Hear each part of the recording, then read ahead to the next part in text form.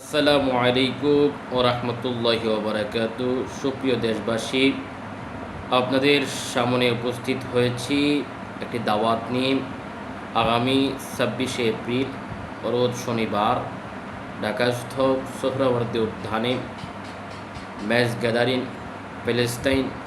ফিলিস্তিনের মুসলমানের পক্ষে এবং ইসরায়েলিদের বিরুদ্ধে এক বিশাল গণজমায়েতের ব্যবস্থা করা হয়েছে আহলে সুন্নাত ওয়াল জামাতের ব্যানারে। প্রত্যেকেই সেখানে দলে দলে যোগদান করবেন, আপনাদের ইমানের পরিচয় দেবেন।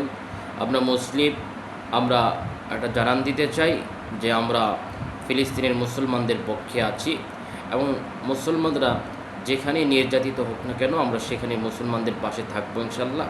আর কাফের মুশরিক যারা ইসলাম ও মুসলমানদের শত্রু, আল্লাহর হাবিবের শত্রু, তাদের বিরুদ্ধে আমরা সবসময় আছি এবং থাকব।